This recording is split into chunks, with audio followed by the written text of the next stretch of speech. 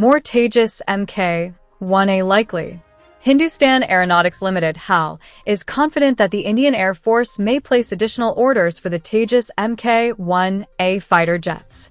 The IAF is currently reviewing its future fleet requirements as older Jaguar aircraft move towards phase-out. With this transition, the demand for modern, lightweight, and advanced fighters is increasing. HAL says the Tejas Mk1A, with upgraded avionics, enhanced capabilities, and better maintenance features, fits well into the IAF's long-term plans. The company believes that as the IAF reassesses its operational needs, more Mk1A orders are expected, strengthening India's indigenous defense production. AMCA Mki delay likely. India's AMCA Mki fighter program is facing timeline pressure as the joint Saffron GTRE 120 knots engine development is slipping beyond 2032. The advanced engine is crucial for powering the Mk variant, and any delay directly affects aircraft testing and production schedules. With the engine program running behind, experts now believe AMCA Mk induction could shift closer to 2040. The setback may affect long-term force planning, but officials say the focus remains on completing development without compromising performance. The AMCA is expected to be India's most advanced stealth fighter, and the Mki variant relies heavily on the new engine's timely readiness. Army wants high-altitude Varuna. The Indian Army is evaluating a high-altitude variant of Sagar Defense's Varuna heavy-lift drone for deployment at forward posts in the Himalayas. The current Varuna drone is capable of carrying heavy payloads and supporting logistics, but the Army needs a specially adapted version that can operate efficiently in thin air, freezing temperatures, and strong mountain winds. If approved, the drone could significantly reduce the burden on soldiers who transport essential supplies to remote, high-altitude posts. The Army believes such drones can strengthen logistics, improve response time, and boost operational readiness across challenging Himalayan terrain. India cool on Su-57E offer. India continues to maintain a lukewarm response to Russia's proposal for technology transfer and local assembly of the Su-57E stealth fighter. While Moscow has repeatedly offered joint production, New Delhi remains cautious due to concerns over cost, timelines, and the maturity of the aircraft's technology. India is currently focused on its indigenous AMCA program and upcoming Tejas variants, which align better with long-term self-reliance goals. Officials believe committing to the Su-57E could affect budget allocation and slow domestic projects.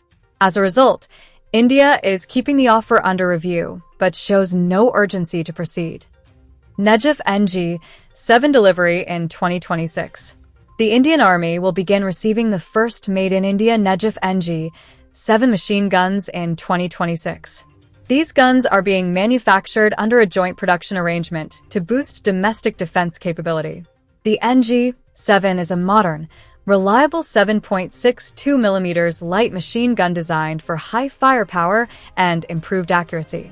Its induction will enhance the Army's infantry combat strength, especially in tough terrains and counter-terror operations.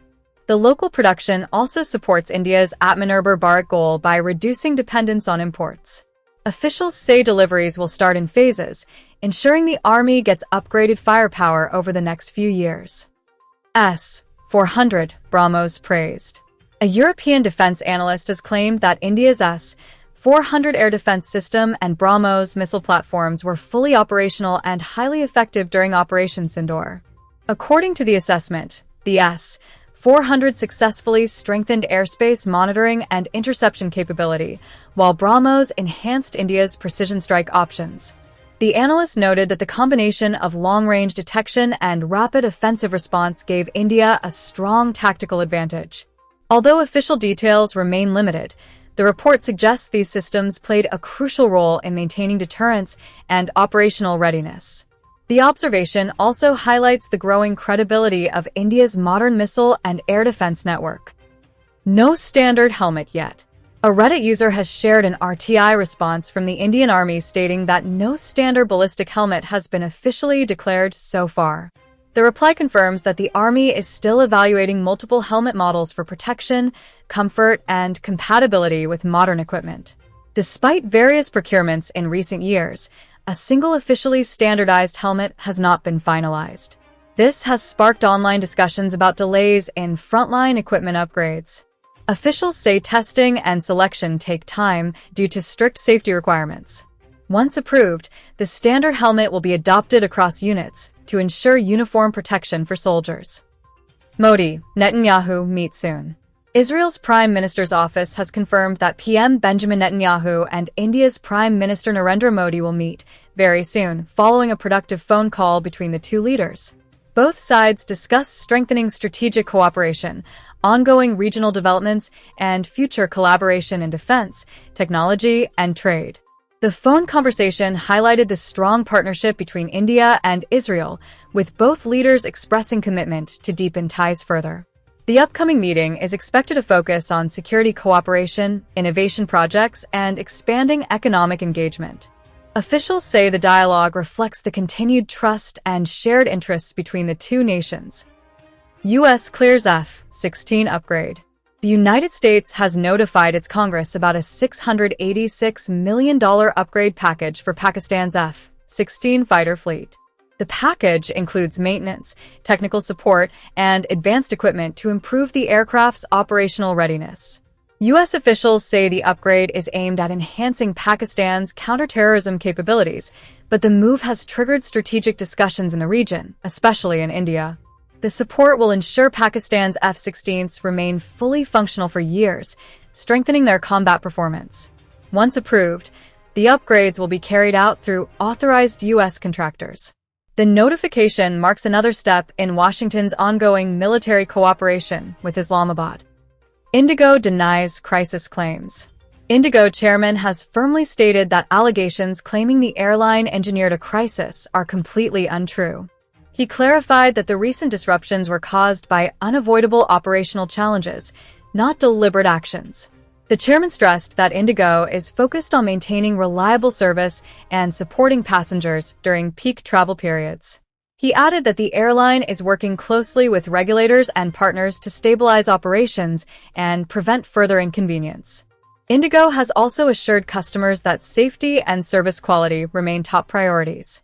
The statement aims to counter speculation and restore confidence in India's largest domestic carrier. Musk eyes Starlink in India.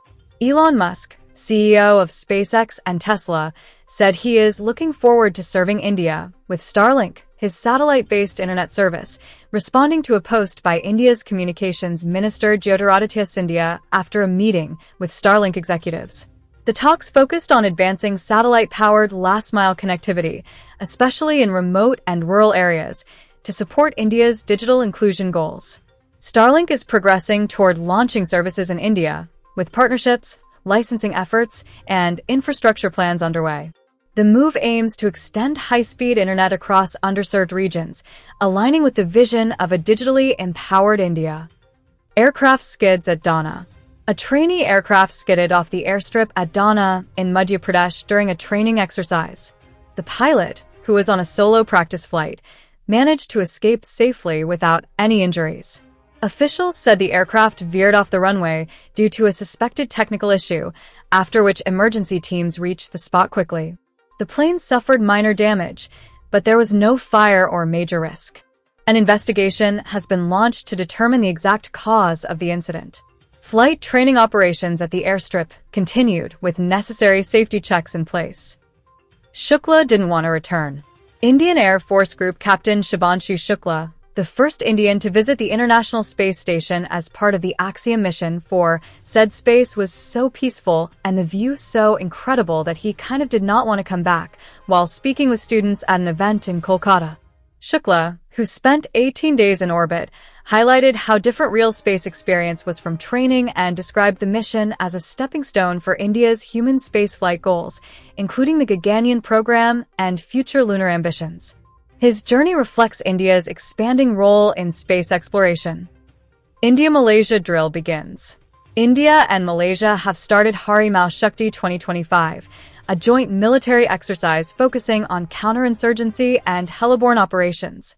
The drill involves special forces from both countries training in jungle warfare, urban combat, and rapid deployment using helicopters. Officials say the exercise aims to strengthen interoperability, share tactical expertise, and enhance preparedness for joint operations in challenging terrains. The month-long exercise is being conducted at a designated Indian Army training facility, highlighting the strategic partnership between the two nations and their commitment to regional security and counterterrorism cooperation. Army balloon sets Asian record. The Indian Army's hot air balloon team set a new Asian record for the longest duration flight, flying continuously for several hours over challenging terrain. The expedition, aimed at testing endurance, navigation, and high-altitude flying capabilities, involved Army personnel trained in aerial operations and ballooning techniques. Officials said the feat demonstrates India's growing expertise in adventure aviation and the armed forces' commitment to pushing the boundaries of skill and endurance. The record-setting flight also highlights the potential of hot air ballooning for reconnaissance, training, and adventure sports in India and across Asia.